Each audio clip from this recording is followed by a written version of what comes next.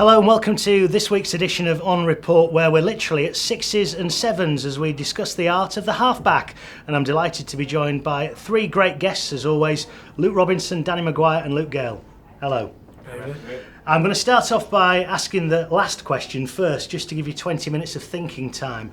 At the end of our programme this week, I'm going to ask you who would be your standoff and scrum half for England or Great Britain, if that ever comes back in the next couple of years, to take the country ahead and to really take it to the Australians. So you can think about that while we're chatting away.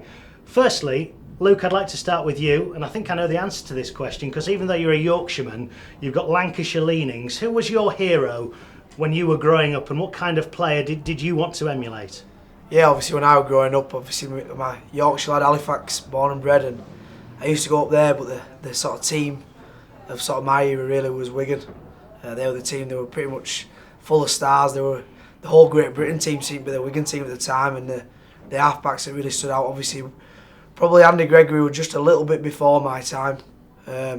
Probably get compared to him a little bit, probably due to my stature as opposed to anything else, being so short. But no, it was Sean Edwards really. He was the mastermind behind Wigan and Great Britain as well. Danny, who would be your person you tried to play like when you were a youngster? Yeah, mine's an easy one really. Mine's Gary Schofield. Again, obviously, born and bred Leeds lad, and being a Leeds supporter all my life. Growing up watching Scowie, and obviously watching all his famous interceptions on the TV and trying to emulate that on a weekend playing for East Leeds. And he'd be definitely someone I tried to model my game on really. So yeah, Scowie.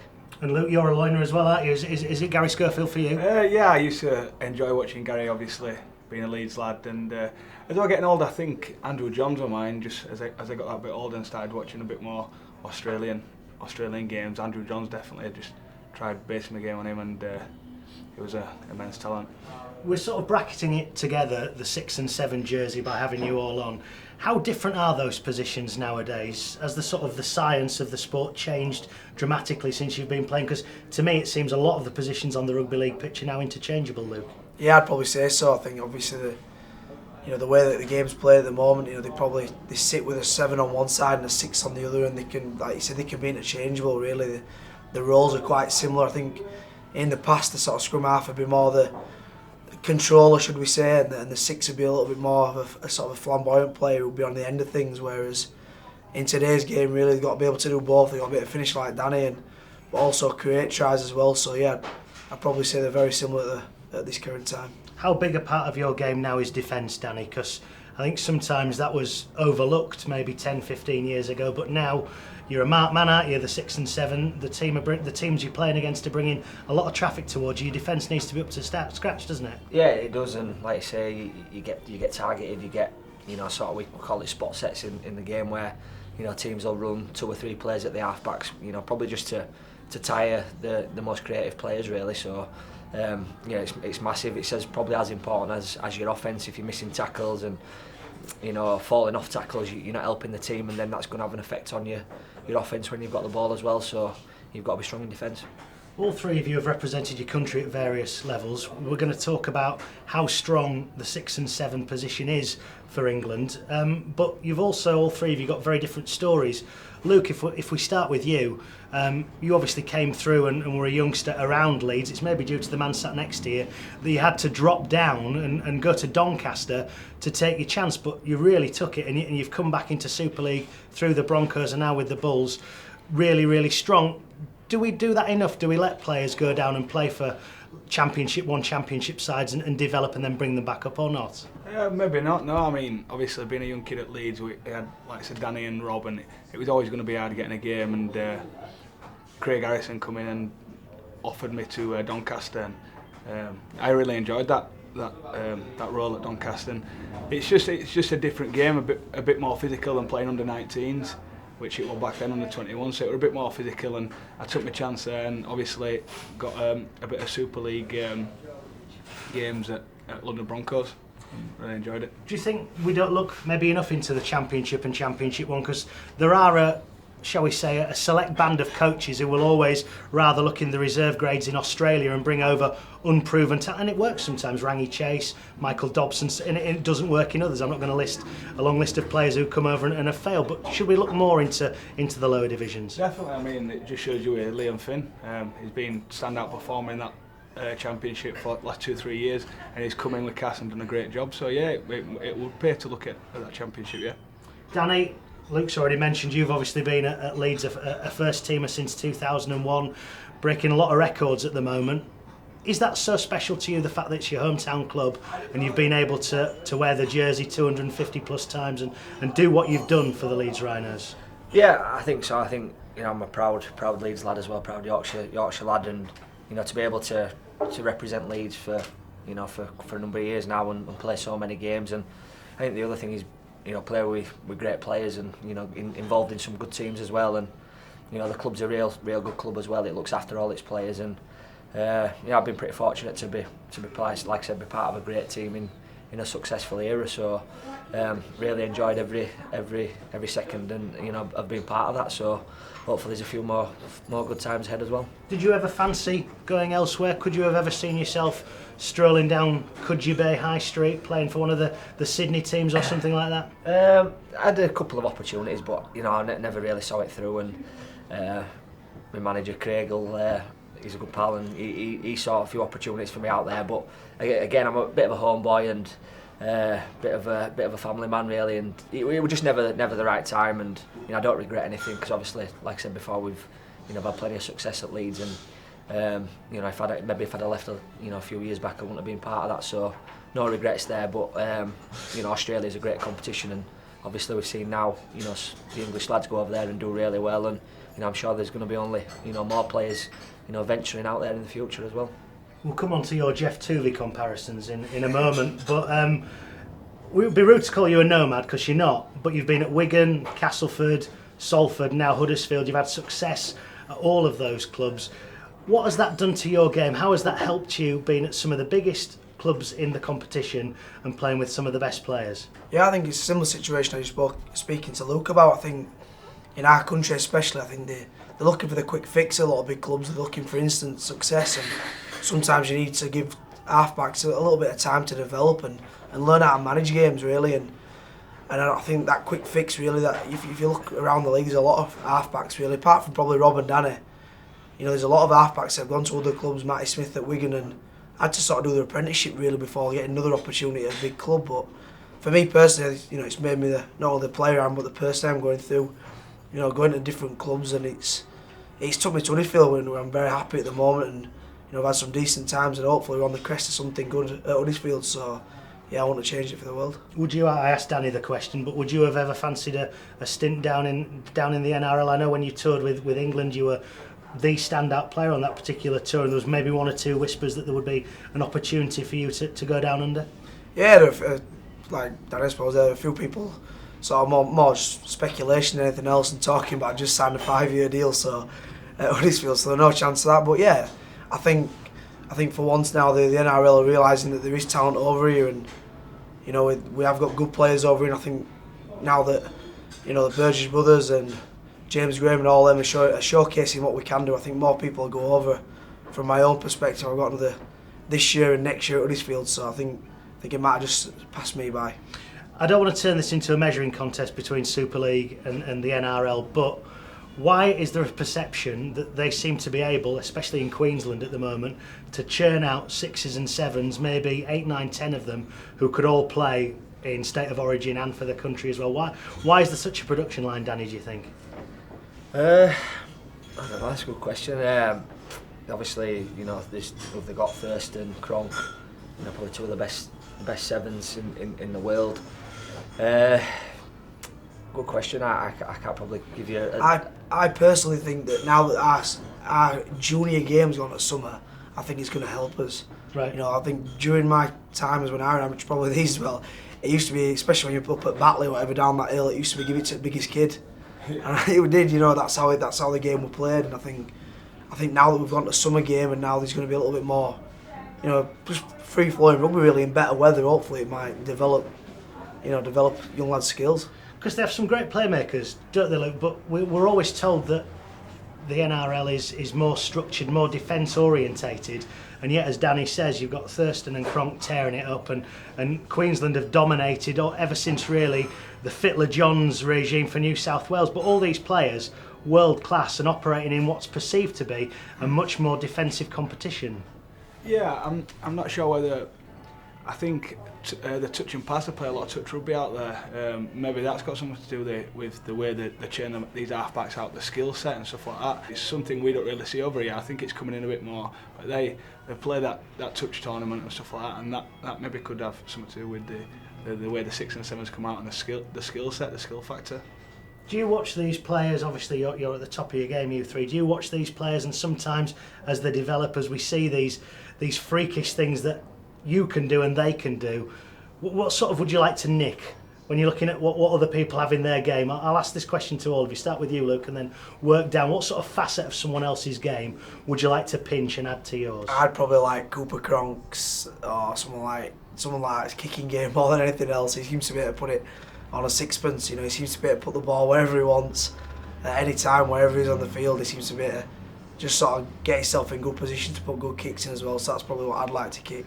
Going back to your previous point as well, though, there's a lot of halfbacks that have played over here recently. Seem making name for themselves. Dobson, Michael Witt, Holdsworth, who in this country wasn't renowned for the defence yet, seem to be making a name for themselves in NRL. So I'm not sure how that transpires. So Cronk's kicking game. What are you going to have? I was a big admirer of Lockyer, and I think fortunate to play against.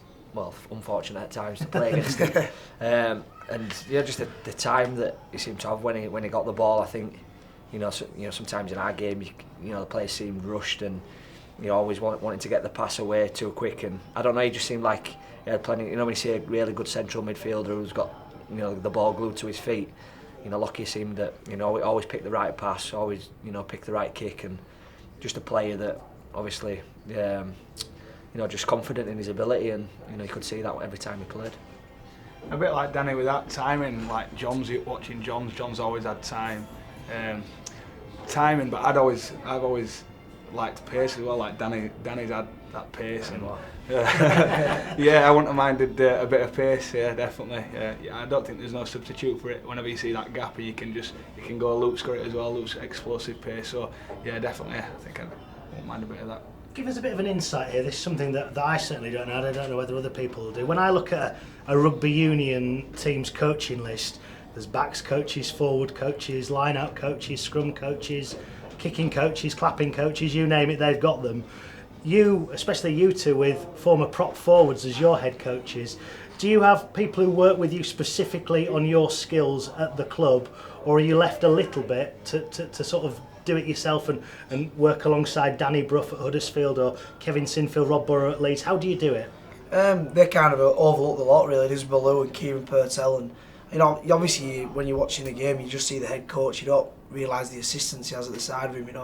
We have 3 or 4 assistants, Stuart Field and Chris Thorman, so there's a lot of backroom staff to go with him. But on the odd occasion as well, I've had like Johnny Wilkinson's kicking coach come in the past and done a session with us really, and not only taught us but I suppose teaching the coaches as well.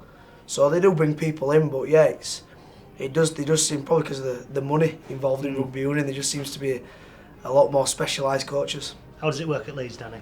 I think obviously Brian Mack's a great coach and very knowledgeable in everything that he does, but I think halfback play is very very specific, and you can only sort of tell people what to do when you've actually done it yourself, and halfbacks are creative and they see things quicker than other people really. So I think probably has to be a little bit specialised, and if we look back at Great Britain's best halfbacks over the last 20-30 years, I'd probably say none of them are involved in coaching in league anywhere.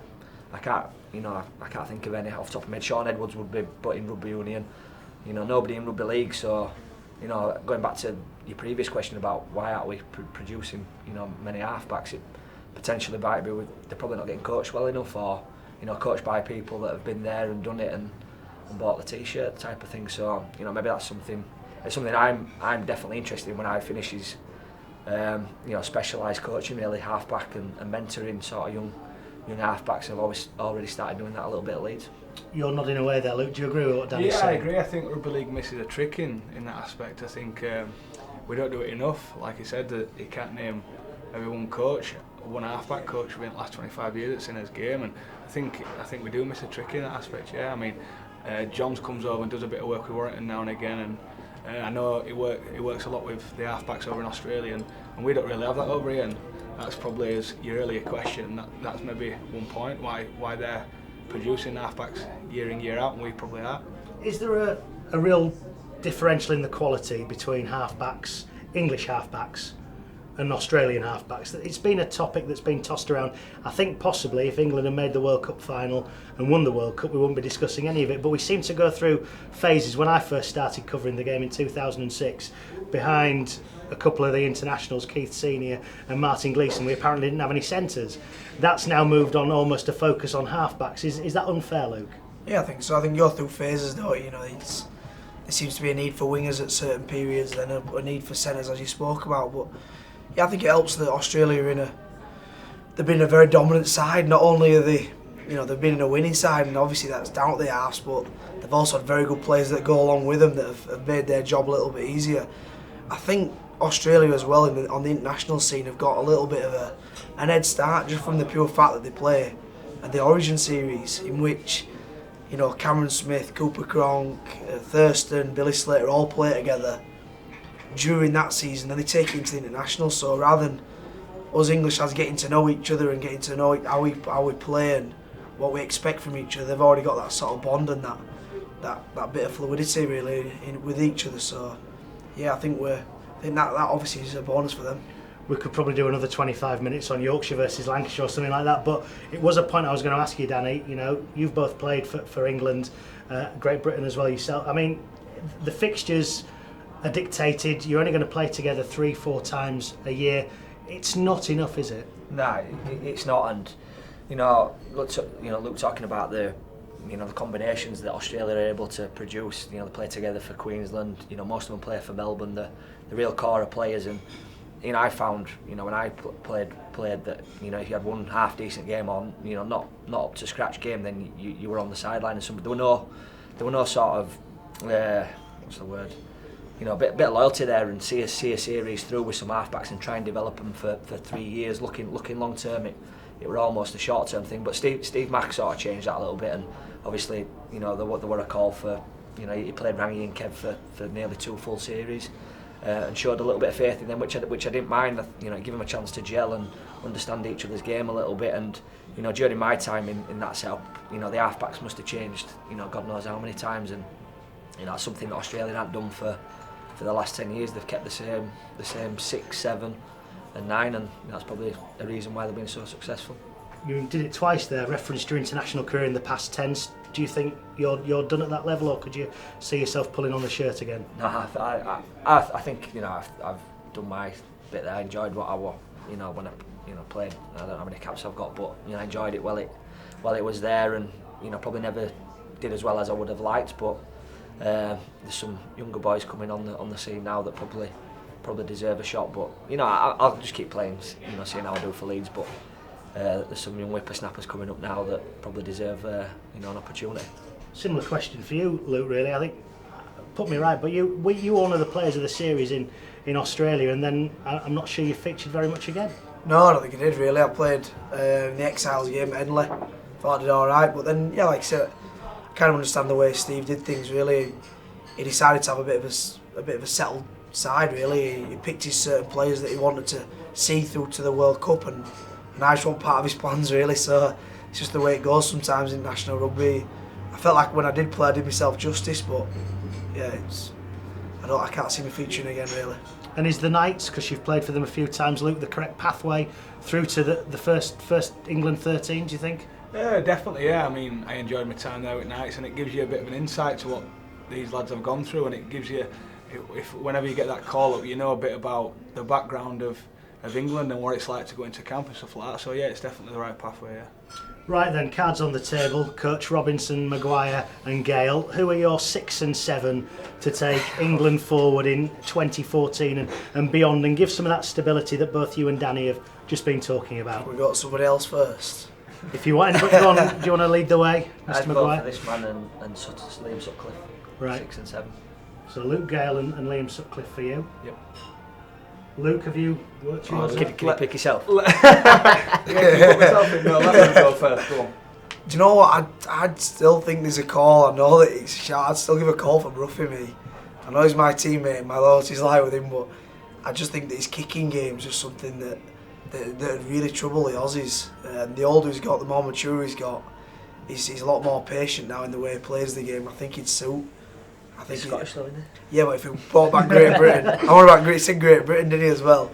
Do you think that? Well, what would you? Oh, bring, right. I thought you could no, bring back. you can do. You can Oh, do. right, there we go then. You would, I guess. Yeah, I would Yeah. definitely. Yeah, I'd definitely bring back Great Britain. I think then it takes away all that. You know, he plays for Scotland, Wales, or you're going to play for Knights for 1 year, Wales the next, Scotland. You know, it takes it all out of the equation. Yeah. You know, you play for Scotland, Wales, Ireland, England, and you just bring them together and create the best side. Who's playing with Bruff? Yeah, maybe Gailey or maybe Matty Smith's. You know, played pretty decent last year at Wigan. Probably one of probably there the right age group really. Right, is he going to pick himself? That's the big question. You can't pick yourself, can you? It's too. I'm with Luke about Bruffy. I think Bruffy's the best 7 in this country. I don't know what his relationship's like with Macca, but I'd go Bruffy myself. Yeah. And who's your other one? Stand off with him. I'll probably go Dan.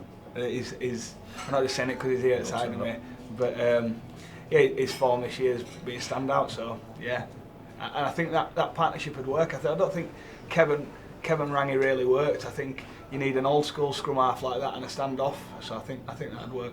You've ruled yourself out, haven't you? Oh yeah, you just ruled yourself out. Oh, yeah. I'm tour manager. So McGuire picks Gale picks McGuire. There's a hotel next door. saw We'll give you a them room, I at the think. table. Yeah, that's it. Right, gentlemen, thank you all very much indeed. Luke Gale, Danny McGuire and Luke Robinson. Hope you've enjoyed this week's edition of On Report. We'll be looking at some different positions as the season continues.